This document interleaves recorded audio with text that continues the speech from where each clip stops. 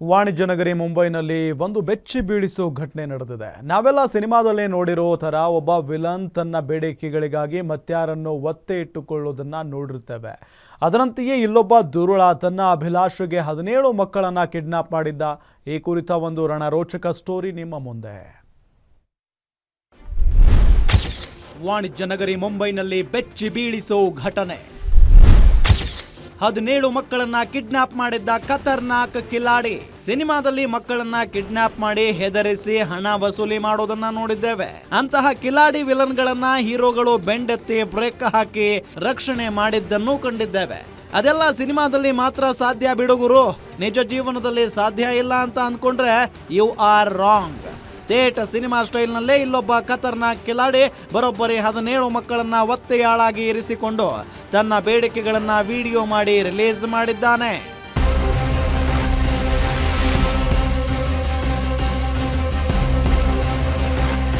S, ಮಕ್ಕಳನ್ನ ಅಪಹರಣ ಮಾಡಿದ್ದು ಕೂಡ ಸಿನಿಮಾ ಶೈಲಿಯಲ್ಲೇ ಅಂದ್ರೆ ನೀವು ಶಾಕ್ ಆಗ್ತೀರಾ.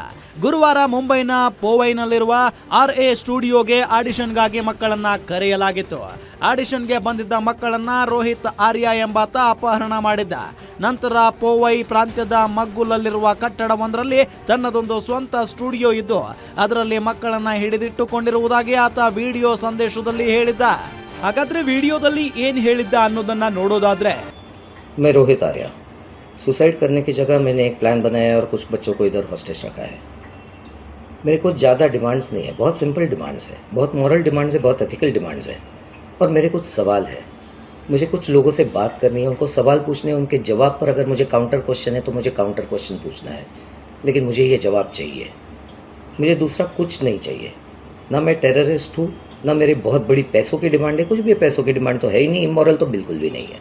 सिंपल कॉन्वर्सेशंस करने हैं और जिसके लिए मैं इन बच्चों को हॉस्टेज लिया है. ये मैंने एक प्लान के तहत ही हॉस्टेज लिया है. लेट्स चेंज 4 मैं सच में करने वाला हूँ. अगर जिंदा रहा तो मैं करूँगा, अगर मैं मर गया तो कोई और करेगा, लेकिन होगा ज़रूर. इन्हीं बच्चों के साथ होगा अगर इनको हार्म नहीं होता है तो. Because the slightest wrong move from your end will trigger me. ಆತನ ವಿಡಿಯೋ ಸೋಷಿಯಲ್ ಮೀಡಿಯಾದಲ್ಲಿ ವೈರಲ್ ಆಗ್ತಾ ಇದ್ದಂತೆ ಎಚ್ಚೆತ್ತ ಪೊಲೀಸರು ಆತನಿರುವ ಕಟ್ಟಡ ಪತ್ತೆ ಹಚ್ಚಿ ಮಕ್ಕಳನ್ನ ರಕ್ಷಿಸಿದ್ರು. ಈ ವೇಳೆ ಪೊಲೀಸರು ಗುಂಡು ಹಾರಿಸಿದ್ದು ಆರ್ಯನಿಗೆ ತಾಗಿದೆ. ಬಂಧಿತ ಆರ್ಯನಿಂದ ನಕಲಿ ಗನ್ ವಶಕ್ಕೆ ಪಡೆಯಲಾಗಿದೆ. ಅದು ಗನ್ ಮಾದರಿಯದ್ದಾಗಿತ್ತಷ್ಟೇ, ನಿಜವಾದ ಗನ್ ಆಗಿರಲಿಲ್ಲ. ಆದ್ರೂ ಅದನ್ನ ತೋರಿಸಿ ಆತ ಮಕ್ಕಳನ್ನ ಅಪಹರಿಸಿದ್ದ ಎಂದು ಪೊಲೀಸರು ತಿಳಿಸಿದ್ದಾರೆ.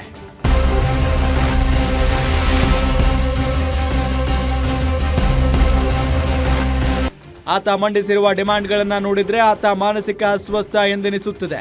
ತನಿಖೆ ನಡೆಸಲಾಗ್ತಾ ಇದ್ದು ತನಿಖೆ ಮುಗಿದ ಮೇಲಷ್ಟೇ ಗೊತ್ತಾಗುತ್ತದೆ ಅಂತ ಪೊಲೀಸರು ಹೇಳಿದ್ದಾರೆ.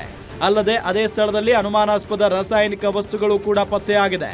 ಸದ್ಯ ಮಕ್ಕಳೆಲ್ಲರೂ ಸುರಕ್ಷಿತವಾಗಿದ್ದಾರೆ ಅಂತ ತಿಳಿಸಿದ್ದಾರೆ.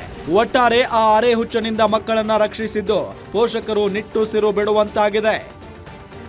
Vishwanath Hosakere, news desk, guarantee news.